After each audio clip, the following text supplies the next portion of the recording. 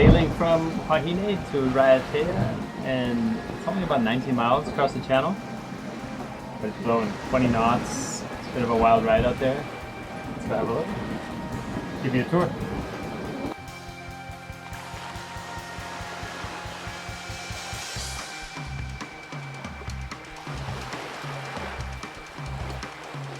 Before airplanes and steamships, there was only one way to reach Polynesia's islands, by sailboat. It was the last place on Earth, outside of Antarctica, to be colonized by man. Polynesians migrated from Southeast Asia across the vast Pacific Ocean with impossibly dangerous expanses of ocean between islands. They had to develop the world's most sophisticated navigation techniques and seamanship to accomplish this feat.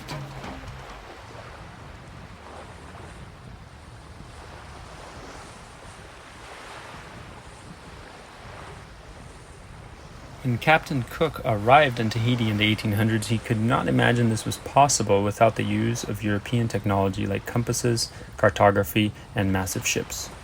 Polynesians mastered the seas with their incredible navigation skills alone, which were based on extremely precise observations of waves, sun, stars, and birds. Modern sailors like ourselves, cruising with GPS chart plotters and autopilots, stand in the shadows of these giants of navigation. We have so much to learn from those ancients.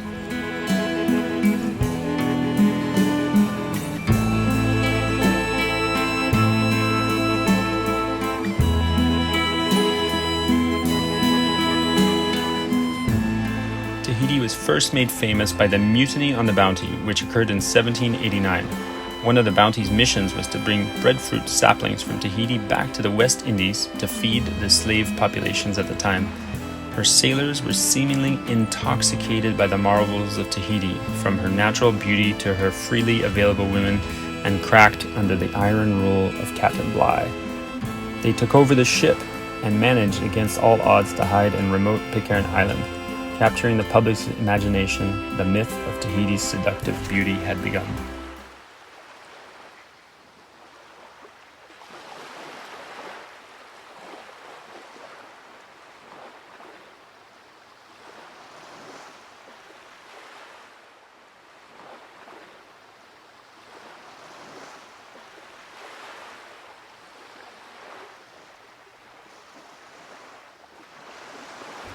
In the next 100 years, authors like Herman Melville, who wrote Moby Dick, Jack London, who wrote White Fang, and the painter Paul Gauguin galvanized Tahiti's fame as the most romantic tropical island on Earth. Truth be told, it is hard to imagine somewhere more beautiful. From Tahiti to Bora-Bora, there are 6 large islands, each prettier than the last, with massive mountains buttressed next to perfectly calm lagoons, with shake your head in disbelief neon turquoise waters.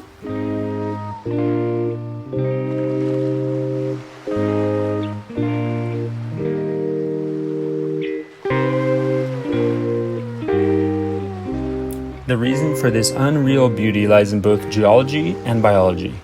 These islands started their life as mid-ocean volcanoes like the Big Island in Hawaii, actively spewing lava. Here's the marvelous part of the story. Polynesia lies in a tropical belt which has perfect temperature for coral reefs. Once the volcanoes became dormant, erosion started to cut into the islands, shrinking them over time, but the coral reef remained in place. It keeps reproducing itself. So the reef essentially maintains the perimeter of the ancient island, even as the current island erodes and fades away. Tahiti is a relatively new island. It hasn't had much time to erode, so it has small lagoons. In comparison, Bora-Bora is a very old island, eroding for eons longer. The island is steep and small, and the lagoon is huge. Over time, the mountainous islands will all disappear. At that point, they will be called atolls, rings of coral with a lagoon in the middle. The original island will be gone, and all that remains is the coral reef and the rubble that it generates to create a thin strip of habitable land.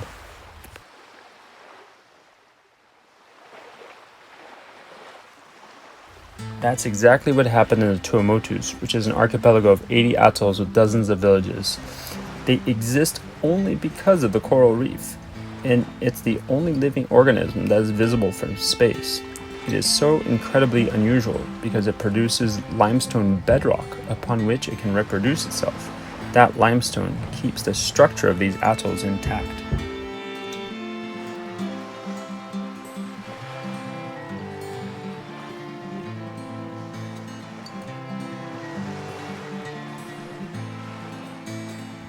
This process takes millions of years, which means the coral has been around that long. If coral reefs perish due to the warming and acidification of the ocean, as hypothesized by climate scientists, it is possible that one day these lagoons and atolls will simply fade into the ocean. It's quite hard to fathom the magnitude of these coral reefs because they are largely hidden underwater.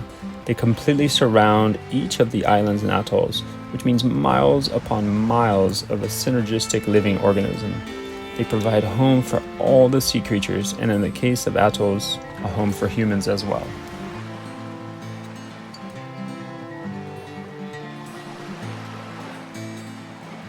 I think about the redwood forests back in our home in California, which are linked by gigantic networks of underground mycelium fungi. Perhaps the coral reef creates a similar network of communication around these islands, pulsing with life, uniting the lagoons with the ocean. They are unique for any creature on Earth, playing both the role of life form and the structure that supports life forms. Coral reefs are basically the builders of underwater cities. They are the inhabitants, and they are the landlords to countless beings. We are paying them rent as we visit, whether below water or above water. We have the coral reef to thank for the unreal natural beauty of Polynesia and the safe harbors they provide for our boats as we navigate between their magnificent islands.